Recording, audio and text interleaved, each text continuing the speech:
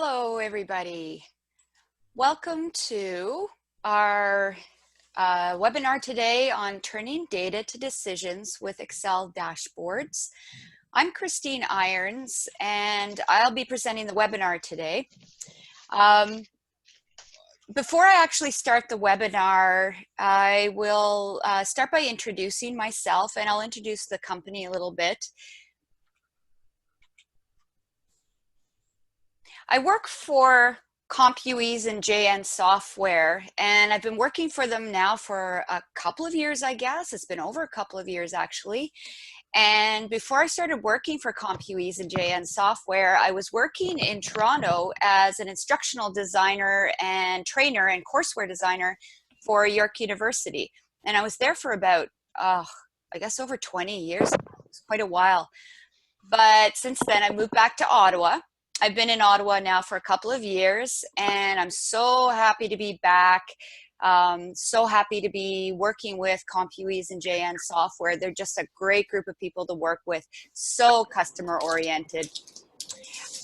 And just a little tidbit about myself. You probably see it down here on the slide, but I'm a lead singer of an Ottawa-based SOS band, the ABBA Experience. So we travel around Ontario and we sing ABBA songs and perform, although lately, I guess with the way the world's been, it's been a little bit slow lately, but hopefully the world will heal itself and we'll be back to performing your favorite ABBA songs if you're an ABBA fan. Okay, before we start the webinar, you guys are all using Ring Central, and I want to make sure you're comfortable with Ring Central. So if you mouse down at the bottom, a little menu will pop up like what you see right here. Sorry, I can't seem to minimize this video screen here, but you'll get a little menu bar, and over to the right of the menu bar, let me just drag this over, you'll have a little chat button. Click the chat button, have it on the ready. If you're having any video issues, any audio issues, we have Melanie here.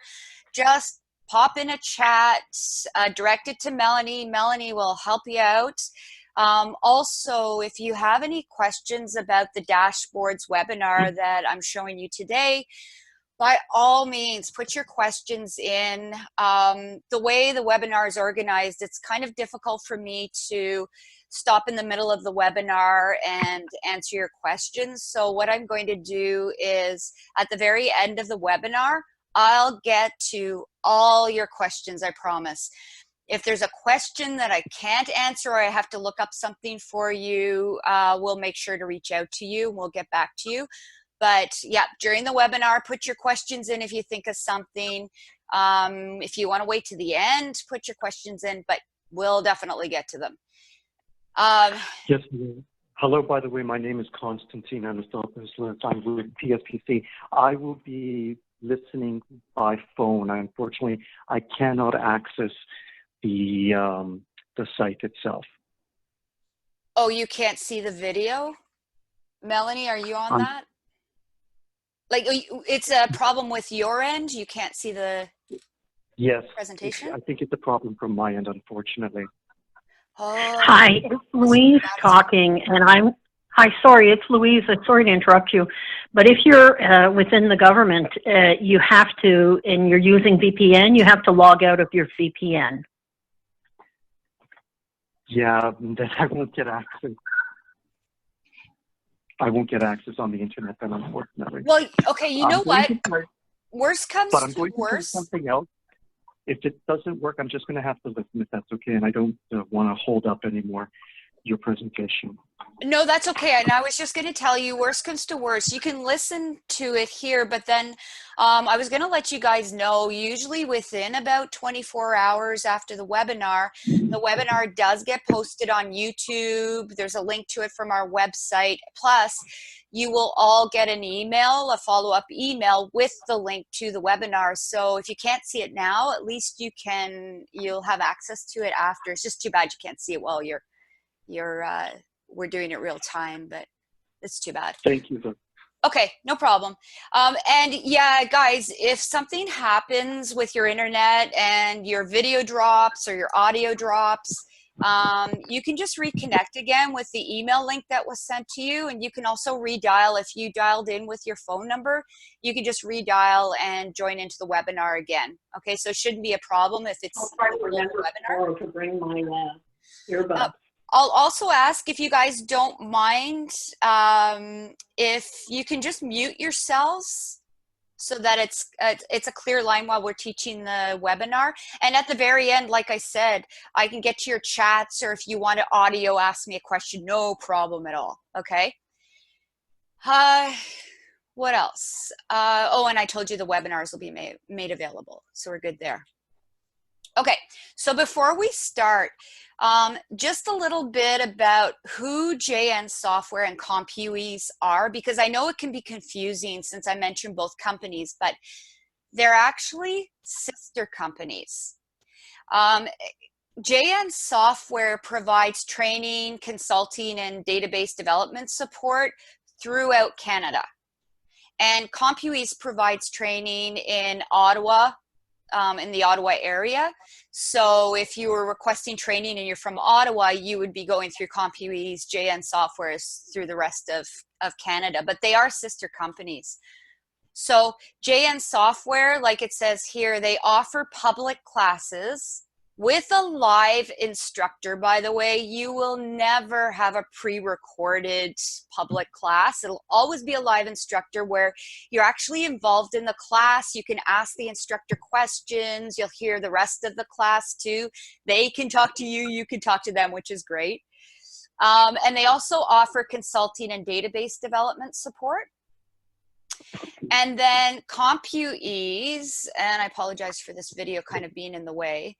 CompuEase offers public training in their downtown facilities. So we actually do have a training center downtown Ottawa that you can come. You can also do private and one-on-one training in the downtown facility, or you can actually request that an instructor be sent to wherever you work or wherever you need them actually for your private and your one-on-one training. So we do offer a lot of support. And then what do they offer? Like, what makes us stand out from the rest? Let me just move this off here. Probably need to see the slide more than you need to see me. So what sets us apart? Basically, one of the things is we offer fast, quality customer service. And I'm not kidding when I say fast. It is such a fast turnaround. And all of our trainers are highly skilled. They're experienced professional trainers. And one of the best things about our public classes is they're always guaranteed to run. So even if you find out that it's a slower time of the year or whatever, we've had some people that dropped out of the course and you're the only person in the course, we'll never cancel on you. And I've had so many people tell me after a class that I've taught downtown that they were thrilled because they found out they were the only person in the course, and they ended up getting this one-on-one training when they had just registered for a public course. So you never have to worry about that. And I'll also show you guys at the end of the webinar how you can access our sites, so that you can see what training that we have, you can register for the courses, you can see the dates the courses run, that type of thing. And our classes run really often. You'll actually usually see a list of several dates ahead of time, so you have lots of choices for dates, and they're not really that far apart, which is great. But if you do see a class that you want and maybe you don't see a date scheduled or it's further down the road, definitely contact us. Okay, but they do run often. Like I said, our sessions are never pre-recorded. So if you're taking them online, you'll have the live instructor. Plus, we also offer a learn or come back free policy on all of our public classes, which is great. And 24/7 after training support, by the way. You'll get a voucher for most of our software courses. You get a voucher that gives you a date that you can, like an end date that you can access this voucher. So you have to trigger it before the end date, but then once you trigger it, you have 30 days of 24/7 training support on all your software. So like when you're working on your dashboard at 2 o'clock in the morning and you need help, you've got a lifeline. And we also offer a wide variety of training. It's not just technical training, but we offer professional skills training, like your business courses, your time management, and things like that. So it's all over the place. Oh, and we also started offering free training and consulting audits to people that attend the webinar. So if this is something you're interested in, it's a 20-minute consultation. We can assess what your skills are, where your gaps are, what kind of training you might need, or it might be even something like consulting or database. But we can make suggestions on any courses you might take. And it's not just courses, because we have things like, well, we have these webinars, as you know, you've connected to it. We have tips and tricks on YouTube. We have social media pages with tips and tricks. So lots and lots of options. And I can't mention it too many times, but it's free. So take advantage of it. Can I just remind you guys to mute your phones or mute your computers, just so we don't hear some background noise. Just makes it easier.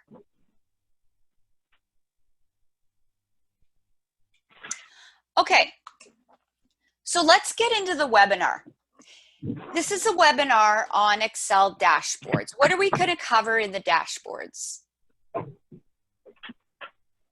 I'm just actually, give me a sec. I'm going through muting the muting everybody's phones here.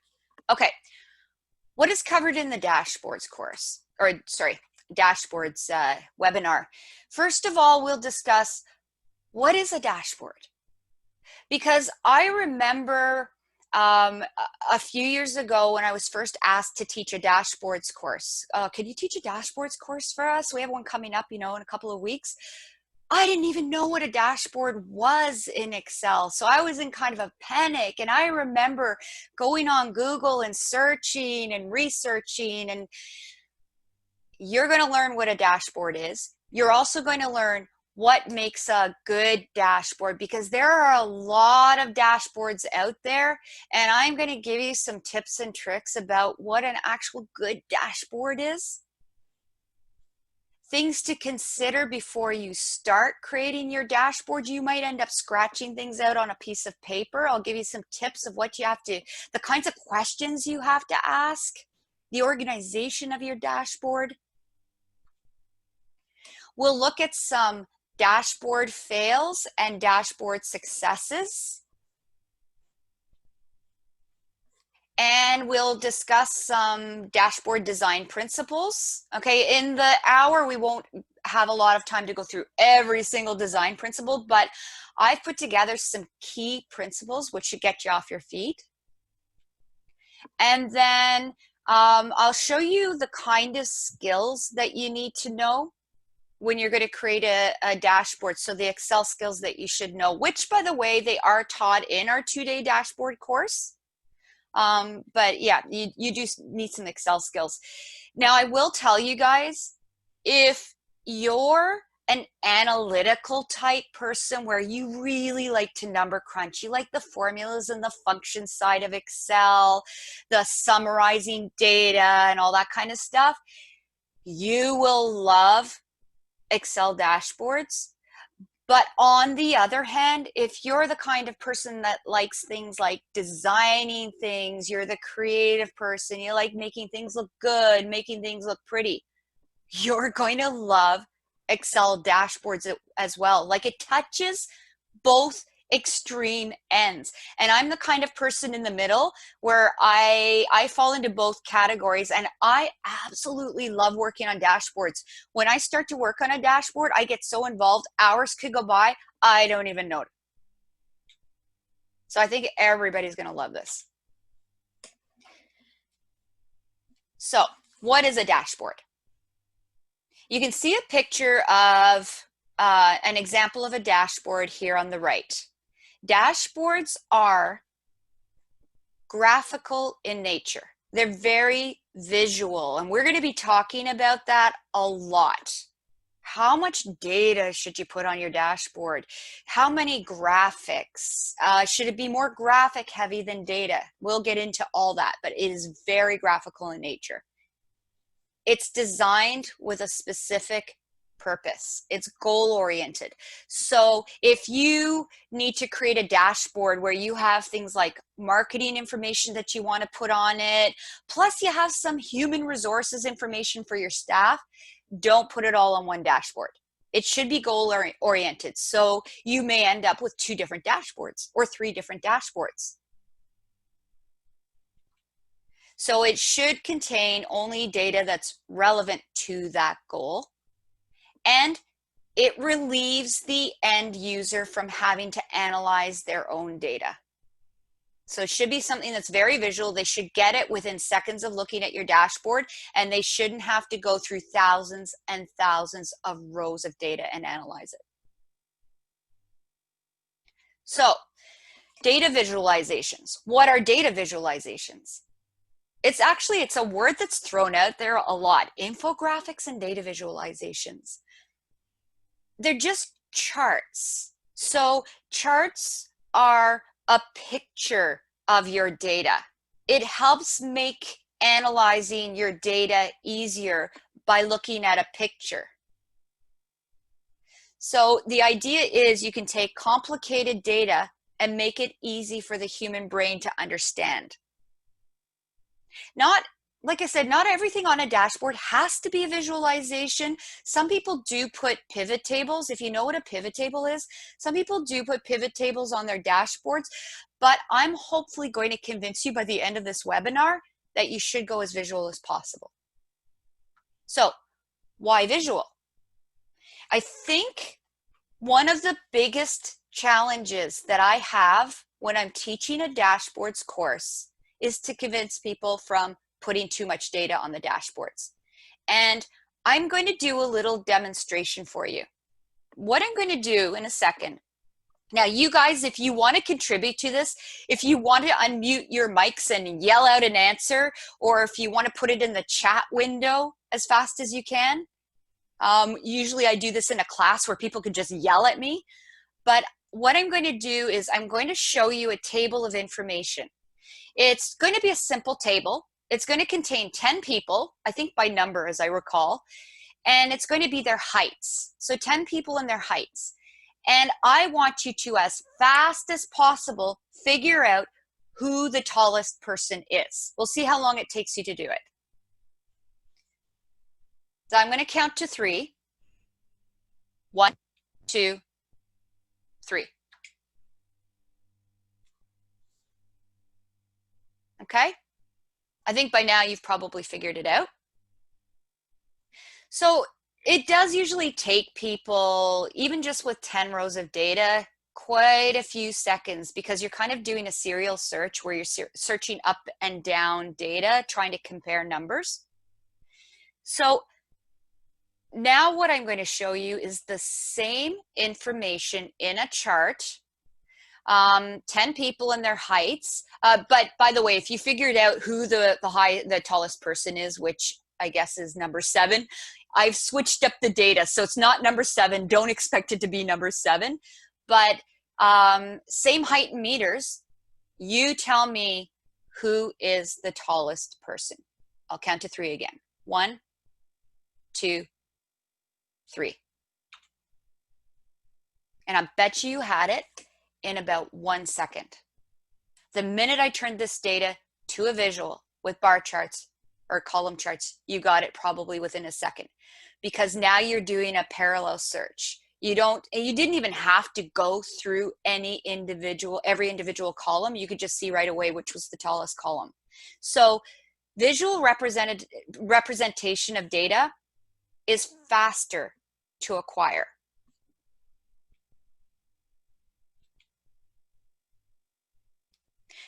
Not only that, but they're obviously more attractive. But humans are better at processing graphics than numerical data. Do you realize that the human brain can process images 60,000 times faster than it processes text and numbers, 60,000 times faster. That's why data visualizations. Now, another question that I get is, well, what's the difference between a dashboard and a report? And quite often, actually, I've seen people say, okay, I've created a dashboard. They'll show me the dashboard. And what they've done is they've created a report, or kind of a quasi report, which I'll show you in a minute because there is a gray area. But it's actually kind of a continuum. You deal with both extremes when you talk about a dashboard and a report. So a dashboard, it's usually dynamic and interactive. So the best dashboards that I've seen, the best dashboards that I create are actually interactive. So they have things like drop downs and check boxes and option buttons so that the user that's looking at the dashboard, they can click a drop down or a checkbox and actually change things or see different data on your dashboard. Whereas reports are static. They just stay the same. The user looks at them. Dashboards are very high level summaries. They're not detailed. So you really shouldn't be seeing things like down to the 10th decimal point on your dashboard. Things should be really rounded up. The idea isn't you don't need to get into the nitty gritty. It's just a quick overview. Whereas a report is very detailed. That's where you're digging down. Dashboards should be a single page. We're going to discuss this too. So a single page, a single screen. Whereas reports usually are many, many, many pages you scroll through. Again, I mentioned this already. How many times? Dashboards should be graphic oriented, whereas reports are the granular data. And then dashboards, at a glance information, quick. Reports, all your data. But the thing is, you can go from one to the other. They kind of work together. So a dashboard, you can then go and if you need to, you could drill down into more information into the report. But then if you're in a report, you can kind of move up a level to see the summary of that report so that you can kind of make decisions based on that data. So that's why I said it's like a continuum. But then, like I said, there's this sort of quasi kind of thing, this kind of intermediary kind of report that I've seen where people kind of combine dashboards and reports. So they'll have things like data visualizations on top, and then they'll have some of the granular data, not all of it. And it might be kind of some summarized version of their granular data. Still, I wouldn't consider this to be a dashboard. A dashboard actually is the extreme that you see here on the left. By the way, at the very end of this presentation, I'm going to show you, I'll take you to an Excel workbook that I've created. I created an Excel dashboard. I have so much fun doing these. I created a dashboard. I'll show you what's involved in the workbook, what my data sheet looked like, what the dashboard looks like, the different tabs that I have, so you'll really get an idea. All right, so before you begin creating a dashboard, there are things that you really should consider.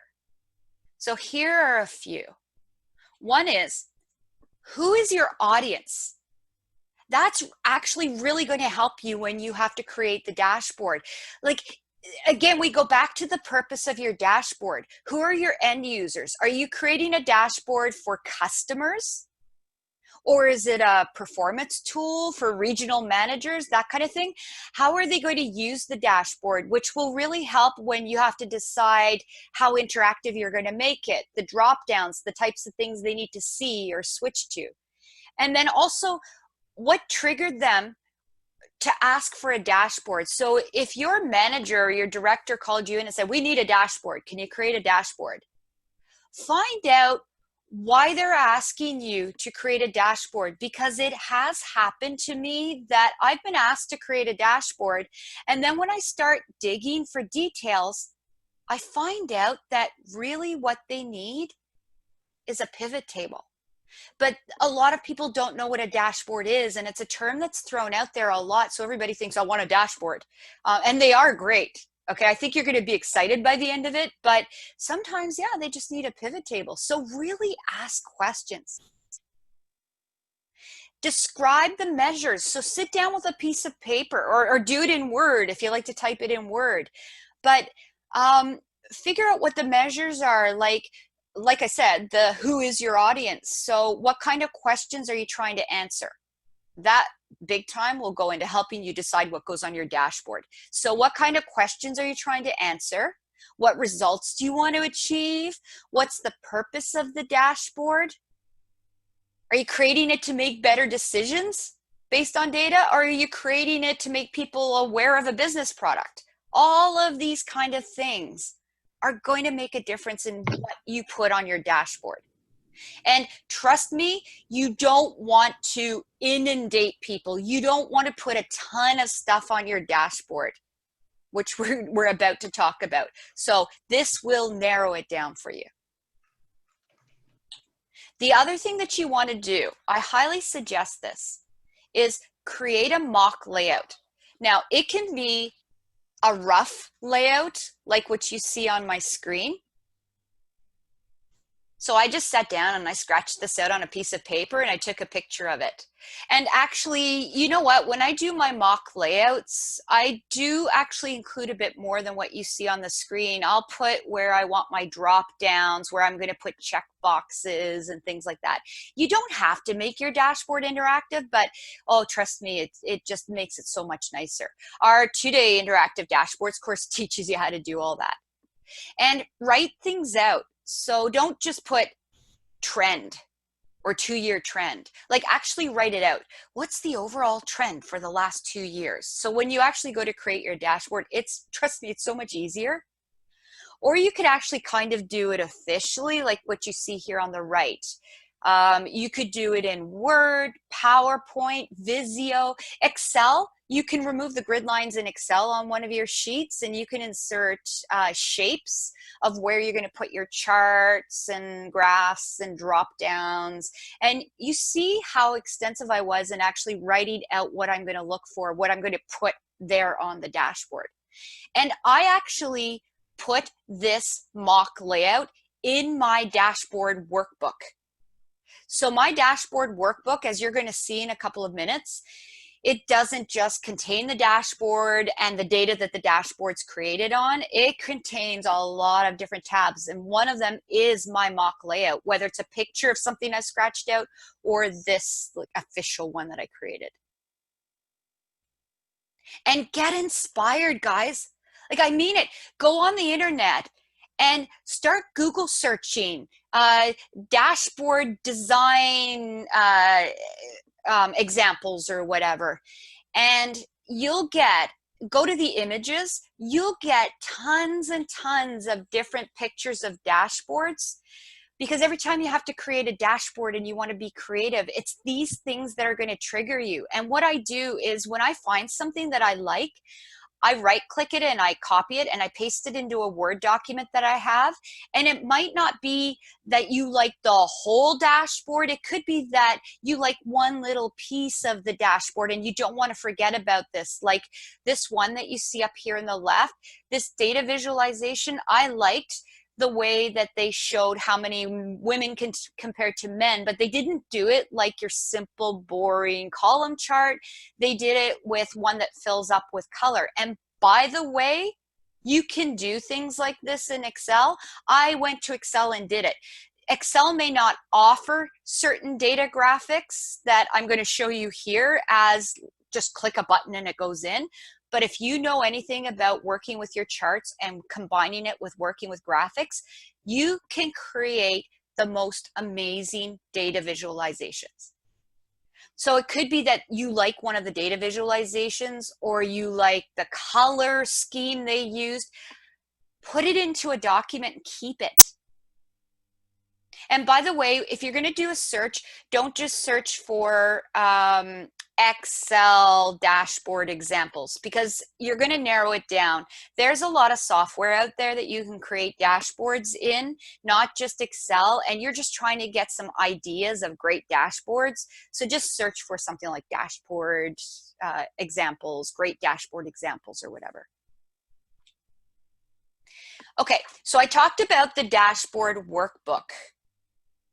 Like I said, when I started learning dashboards, in my mind, I don't know if this is where you are, but in my mind, I thought it contained the dashboard and probably contained the sheet of data that the dashboard's based on, because charts are based on data, right?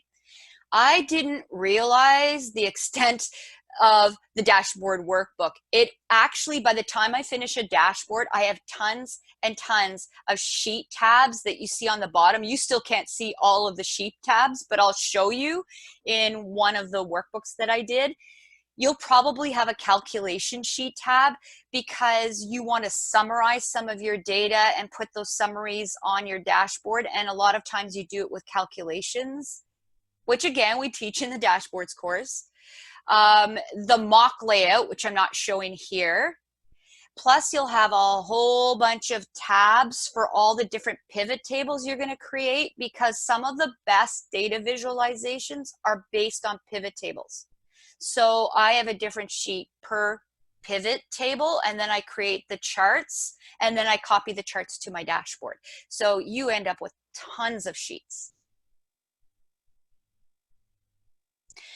Okay, let's look at some, I say some dashboard fails. I wouldn't say everything is a fail and everything is a success. What I'm doing is I'm showing you some examples, and I'm going to point out some things that, by doing the tons of research I have done over the last few years, all the dashboards I created over the last few years, all the courses I've taught, what dashboard experts would consider as a dashboard fail. Little bits and pieces here. So first of all, I call this all the colors of the rainbow. Now, I have had people say, oh, but it's so pretty. And yeah, it is pretty. But remember, the idea of a dashboard is it's an at a glance view, meaning somebody is supposed to be able to look at your dashboard and within seconds understand it. That's, by the way, that's why they call it a dashboard. Just like a dashboard in your car, a dashboard in your car is designed that you should be able to glance at it very quickly and be able to make a really quick decision while you're driving, so you don't have to pull out the manual. Imagine if you're driving down the highway and something's going wrong with your car and you've got to pull out the manual and start flipping page by page while you're driving. No, the dashboard's going to tell you you're low on gas, you've got an engine problem. That's why they call it a dashboard. You should be able to glance at it and get it. This, you can't do that. Plus, you'll hear a lot of dashboard design experts say you really should stick to about 3 colors. Choose 3 colors for your dashboard. Putting aside your monochrome colors like your blacks, grays, and whites, those are a given. Those will always be on your dashboard. But then for the actual color, you should stick to about 3 colors. But if you look at this dashboard, not only did they use every color under the sun, but if you look at the different charts, the colors aren't consistent across the charts. So up here, the yellow is for a defective or a failed part. Whereas if you go over to this one, it's for training deficiency. For this one, it's injury, and which means that everybody looking at this, they have to check the chart, they have to check the legend, decide what colors mean what, and oh my gosh, you're going against everything for a dashboard. Oh, by the way, the other thing that you'll hear a lot of either dashboard experts say, or people that just teach Excel in general, you shouldn't really use pie charts. I know this might be shocking to you because there's so many pie charts out there in the world, but if you're comparing 2 or 3 numbers, you might be okay with a pie chart. But as soon as you get above 3 numbers, you've got to trust me on this. Pie charts do not display your data or compare your data very well at all. So the idea is they're supposed to glance at it, get it. Pie charts don't do that. Column charts are better, bar charts are better, or some of those data visualizations I was telling you about. And by the way, based on color, another thing that you really should consider when you are creating a dashboard is how you're using the color in your charts, because 8% of men are colorblind. 0.5% women, but 8% of men. That's a large percentage. And if you just rely on color to explain your data without things like data labels and things like that, you're going to lose a large percentage of people that can see it. And I've got the example here, like a typical red-green color blindness. This is what they see on the right. So imagine your charts. If you use red and green together, they're not going to be able to see the difference. So you have to do things. You have to consider things like adding data labels, adjusting the brightness of colors. We teach an accessibility course, designing accessible documents in Microsoft Office, I think it's called. And we go through all of this. So whether it's a document or being put up on your website, the things that you have to think about, especially with things like charts. Oh, and by the way, if you like these webinars, the next webinar in September, I think it's the 15th of September, is actually going to be a designing accessible documents in webinar. Making your documents accessible, I think it's called. Okay, so another example, I'll just get through these next two quickly. 3D hurts my eyes and brain. So another thing that the experts say is stay away from 3D on your dashboards and borders, by the way. But the brain actually focuses on the 3D, whether they're really thinking about it or not. It actually detracts from the data, the goal of them understanding what they're looking at. Their brain kind of focuses on 3D. And borders are the same. If there are borders, the brain spends some of its power on the borders. I know it sounds crazy. Studies have been done, and I'm going to go into this in a second, but I'll show you ways that you can segment pieces on your dashboard without actually using borders. There's ways that you can use contrast instead of putting borders on. And the other thing is, if you make something 3D, people think it's clickable. It does look clickable, and that's not your purpose, right? In most cases anyway. And then this one, just quickly, what should I focus on here? I would say there's a lot wrong about this, but there's just way too much information on this, and some of it's larger, some of it's smaller. And another thing that the brain thinks is if it's larger, it's more important than if it's smaller. And I don't think that that's what they meant here. That's not why they made these numbers here larger. It just seemed to fit or balance better. And I mean, look at the charts. Imagine, I know they're kind of blurry, but imagine what you have to go through to figure out what those charts mean. So this just gives you an idea of what to stay away from. So what would I consider a dashboard success? Again, I'm going to tell you, not everything might be a success, and you guys might look at a couple of these and say, well, I don't like this about it, or I don't like that. But I'll explain to you the features that I think are good. So this one, I really like this one because it's balanced really nicely. There's not a ton of information on it. They used the gray contrast. So they put down, I don't know how well you guys can see this, but they put down these gray kind of rectangle shapes, and then they put the charts on those shapes, and they didn't have to put borders in to detract. But one of the best things about this dashboard is that it has labels everywhere. You know right away what you're looking at. So each of the quadrants here is labeled. Every chart that's there or every piece of information has its labels. And I know I was telling you go with data visualizations, don't put a lot of data on. And yeah, they didn't put a lot of data on, but if you look in the bottom right corner here, they did put some data on. But the nice thing is they balanced it with something that stands out here, like a visualization here to the left. So here are the top 5 agents. But if you want to know who the top agent is really fast, you don't have to go and do a serial search, like I said. What they've done is they've created a link here on their spreadsheet that links to this information, but makes it big. They've got a nice little trophy here that stands out. You're looking at the number 1. Another one, this, again, you get a lot of information across without overwhelming the users. By the way, these gauge charts, I've created these as well in Excel. So they don't just come with Excel, but again, if you know how to mix your graphics with your charts, you can create these, and these little gauges work. Actually, I have it on the dashboard that I'm going to show you, the Excel dashboard that I created, and you'll see a working gauge, the kind of things you can do. It's amazing.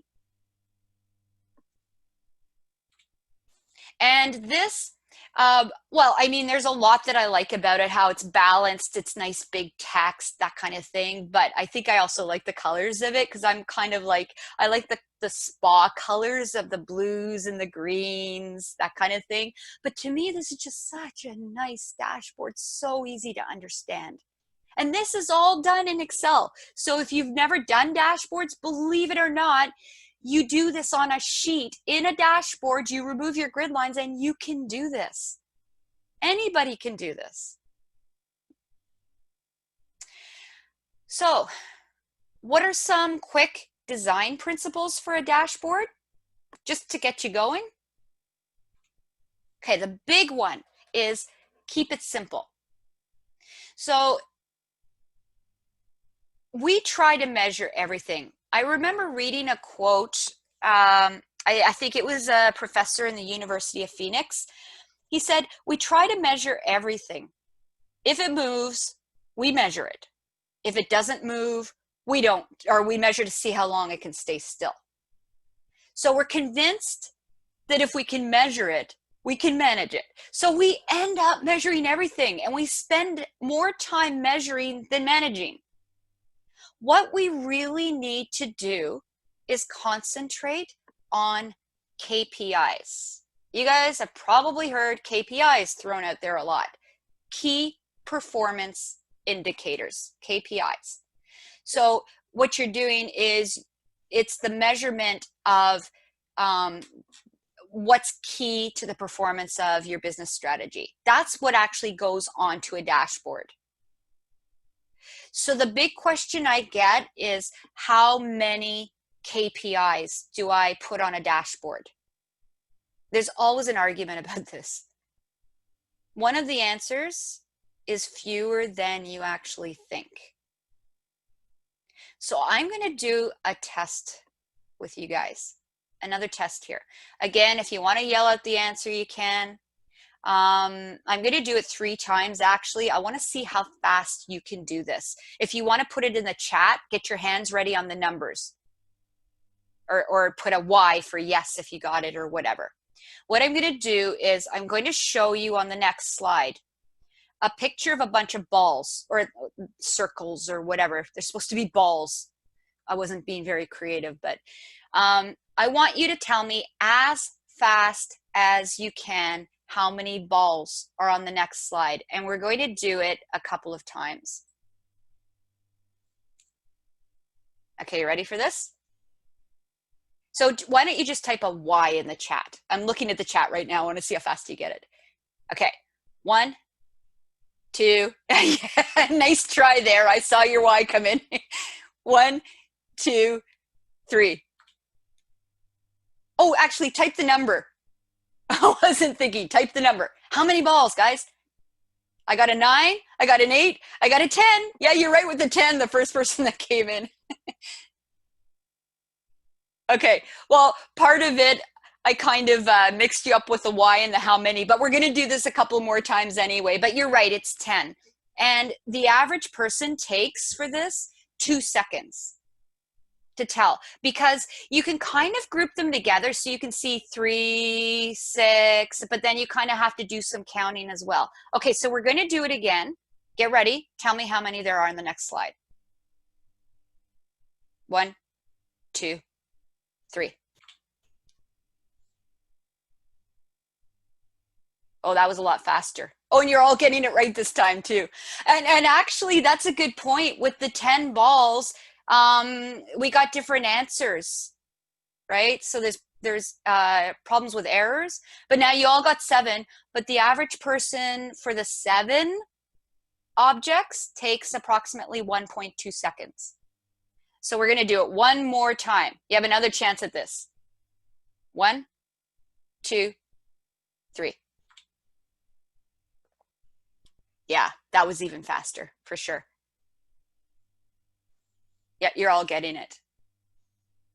So when this test is run, the average person takes 0.2 seconds just by reducing the amount of objects on the screen by 2. It was 2 less objects. In this case, you probably didn't even have to count. That's what kind of slows things down too. But you didn't have to count. Your brain could group it together and say there were 5 objects. And believe it or not, the cognitive process of counting requires 500% longer time. It requires 500% more energy resources in your brain just to go from 7 objects to 5 objects. Crazy, huh? There have been studies done by how much the human brain can understand and digest at one time. And you'll see this relates to your dashboards. They say if you talk to people that create dashboards, the golden rule of how many things you should put on your dashboards, like how many charts or whatever you're putting on, they'll say the golden rule is between 3 and 10 KPIs per dashboard. I would err on the lower side after doing a lot of reading of all the studies that people have done for the human brain. They say that the average person can simultaneously read, interpret, and act on a maximum of 5. 5 indices or 5 KPIs, if you want to call it that. But astronauts are trained to master 7. Okay, so that tells you something. The average person is 5. So I try to stick to somewhere around the 5, the 6 items. We go through this in our PowerPoint training too, because I'm asked how many bullets on a slide. No more than 6. The human brain can't handle more than that. And if you put 8 or 9 objects on and the brain has to do over 500% more work, do you really think that somebody's going to look at your dashboard and go, oh, I have to do 500% more work, let's do it? Or they're going to go, no, I'm zoning out right now, right? That's just the way humans are. Okay, so some design principles other than how many objects. One is you should make sure your dashboard prints on one printed page, and everybody seems to forget about that. They create the whole dashboard so you can see it on the screen, which is great. But then people print your dashboards, and it's kind of irritating if you have to go and try to set up all your printer settings to get it to print properly. Make sure you go in and you set things like you might have to scale to fit to page or adjust your margins, make it landscape, whatever. Do it and save your workbook like that so it's all ready to go. Think about layout and placement, where you're going to put the most important things, the least important things. So another study, hi, I'm under the studies, right? Another study that's been done is, where do people's eyes focus when they first see a screen or a document? Well, I guess here in North America especially. And they say that people's eyes first go to the top left corner of the screen. And then it expands out here where you see the number 2s. I don't know why, just like over here, something about over here. And then the last area that people look on your screen is down at the bottom, in the bottom corner, and the top right corner is the last place. So I'm telling you this because you can use this to your advantage. there will probably be more important things on your dashboard and less important things. Put the more important things up in the top left area of your dashboard. And something that's less important, like if you're going to put on your dashboard, I always recommend, depending on how often you're updating your data, if it's not like a live update, I always recommend that you put on your dashboard when the dashboard gets updated, like this dashboard is updated on the 1st of the month every month, so people know what they're looking at. I might put that up in the top right or the bottom right kind of thing. So use this to your advantage. Make it user-friendly. So there should be a zero learning curve. You should not have to explain your dashboard to somebody. Get somebody who hasn't seen your dashboard, sit them down, look at the dashboard. You don't explain anything to them. You shouldn't have to hold their hand, and there should be no questions. If somebody looks at your dashboard and asks even one question, you know you need to do some work on your dashboard. Limited clicking and one page, one screen, one printable page. And then the last thing is colors. Like I said, stick to 3 colors, but then you have to choose the 3 colors, and you want to choose colors that harmonize with each other. And I found this amazing site called, well, it's the Adobe site. It's color.adobe.com, and they have a color wheel. And if you guys know anything about RGB colors like red, green, blue, or hex colors, and again, we teach this in the course, so if you don't know it, you would be taught. But if you know if you pick a color that you like and you know the RGB, you can plug it in and it will show you the color, and then it will show you other colors that go really well with it. And I have it set up here as monochromatic, meaning very similar colors, just sort of different hues. But you can change the drop down. So you might get something like, for this color, you might get a color of green here that goes really well with this color. Plus, the other thing is, I also found, I just went on recently and they updated the site. They even now have an accessibility part to it. So you could create your dashboard with your charts, and you could screen capture it and then put it up on the site, and it will tell you whether it's accessible or not, whether your colors are good for people with color blindness. So it's fantastic. There are a couple of sites out there that do this. I just really like this one, color.adobe.com.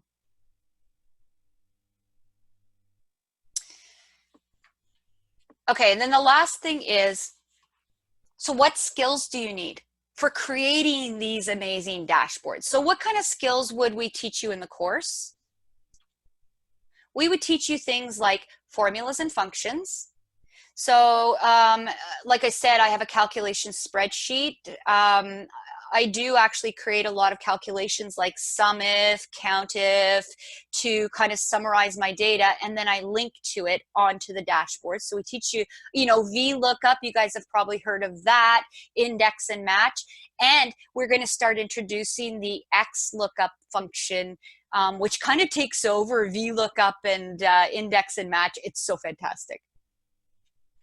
We teach data validation, so creating your drop downs for people to choose from a list. Now, this is just one way of creating a drop down with data validation.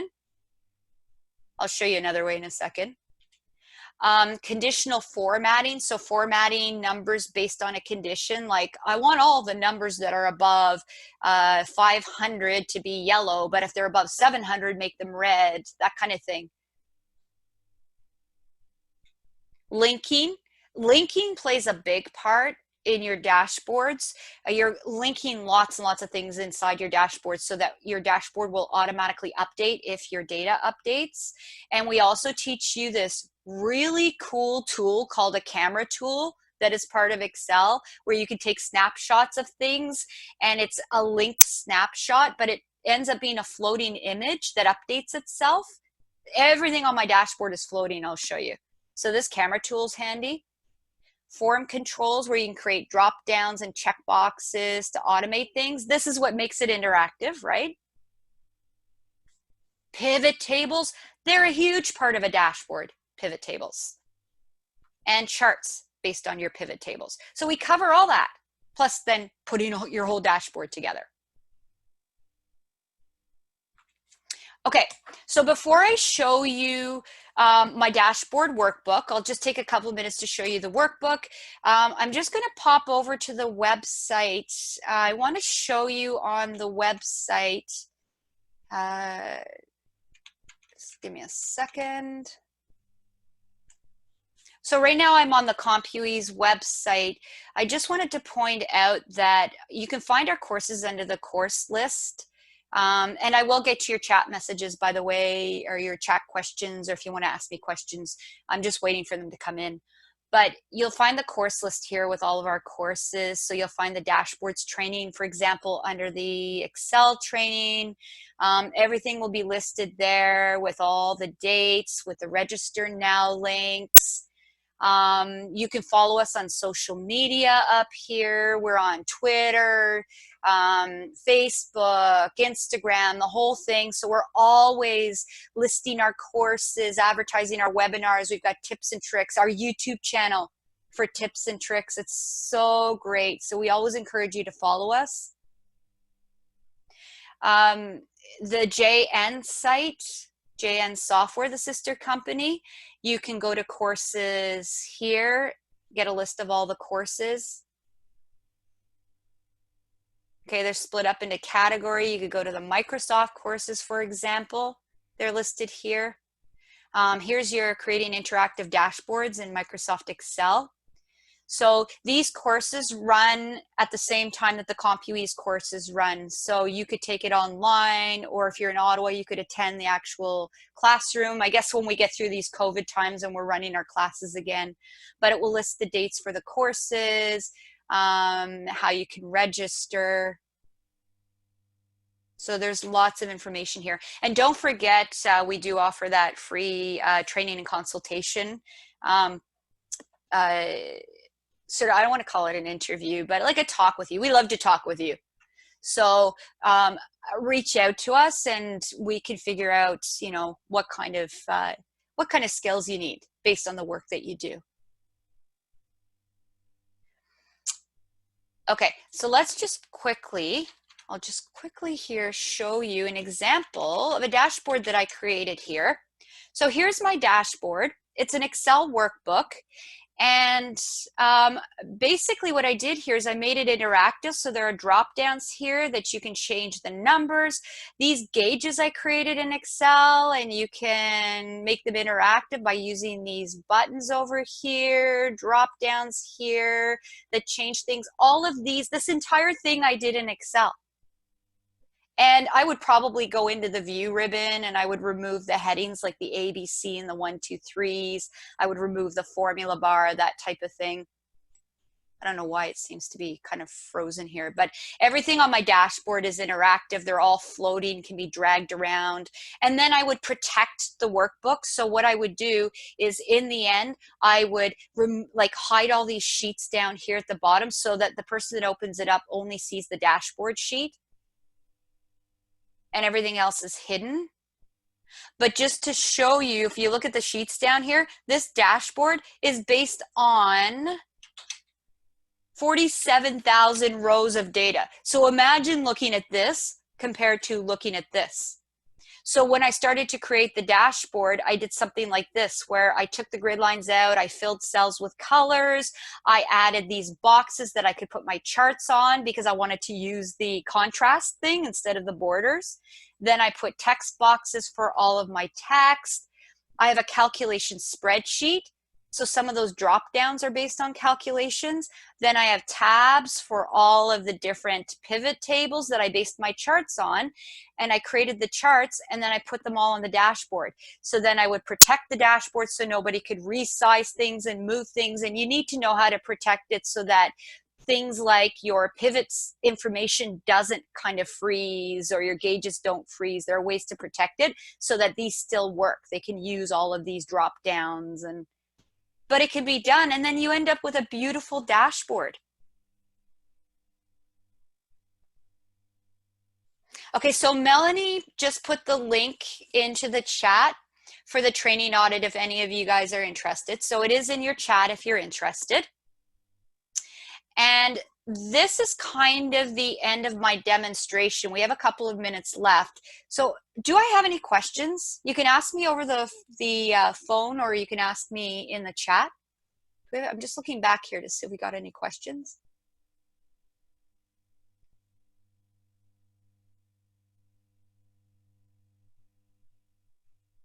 Just looking here. I'm just going to wait to see if any questions come in.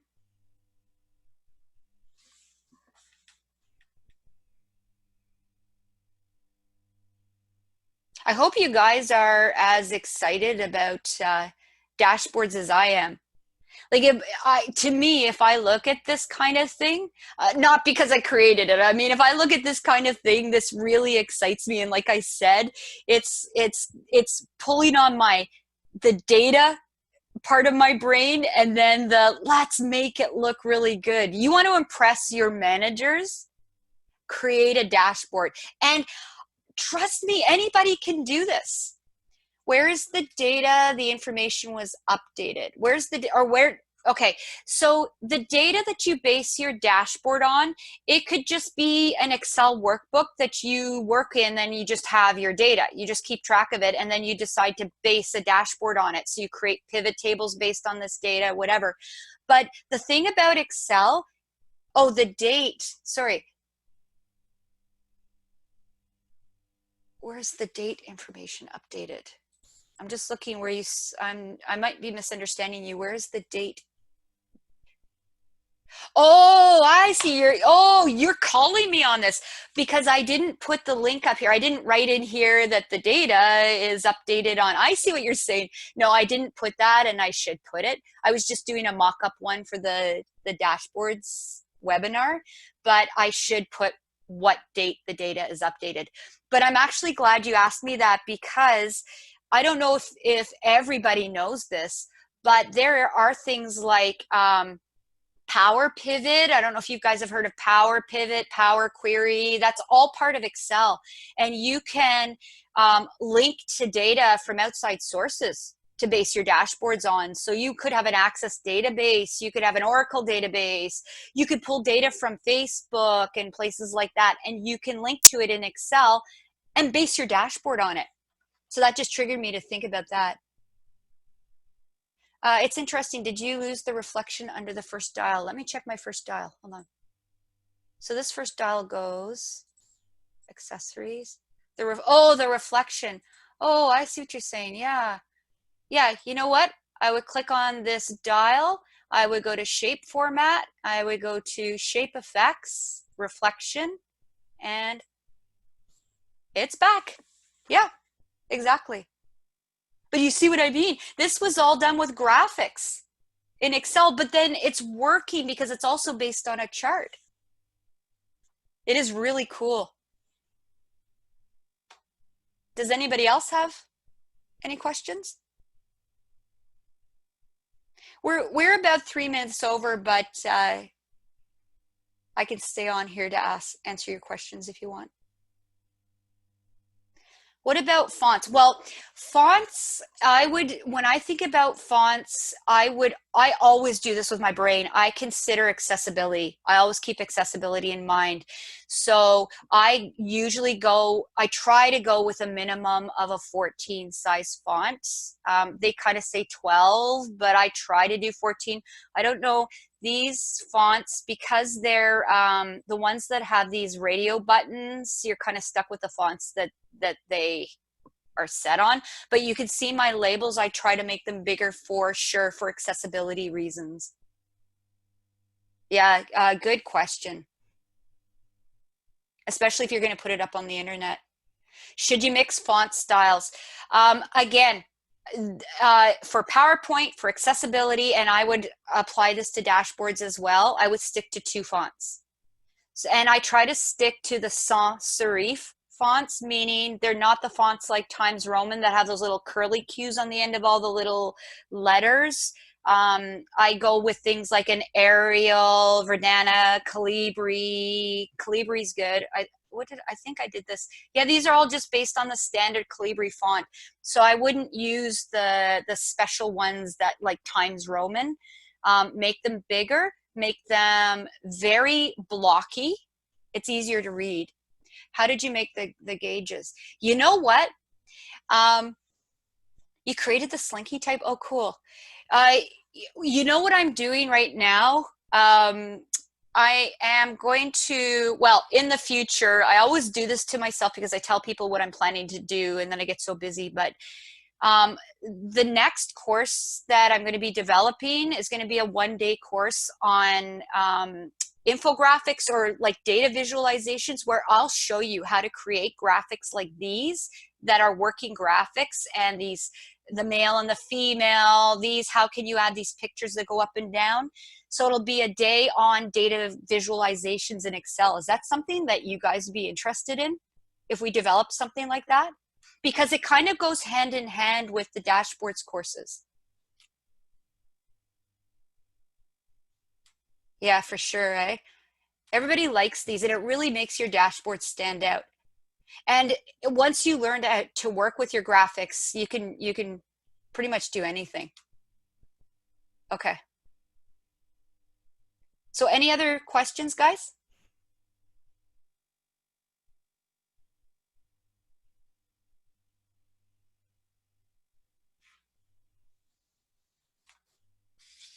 Oh, you're very welcome, Chris. Okay, it looks like there are no more questions. So like I said, we encourage you to follow us and join us if you can. And hopefully you'll join us for the accessibility webinar. If you guys are interested in this, do the accessibility webinar. That'll give you some points, tips, and tricks. Oh, thank you, Bruce. Thank you, guys. I'm glad you enjoyed it. I just find it a lot of fun. Okay, well, thanks everybody for joining in, and we'll end here. And don't forget September 15th, the accessibility webinar. And hopefully I'll see you in one of the classes, the dashboards class. Thanks, guys. Take care, everybody.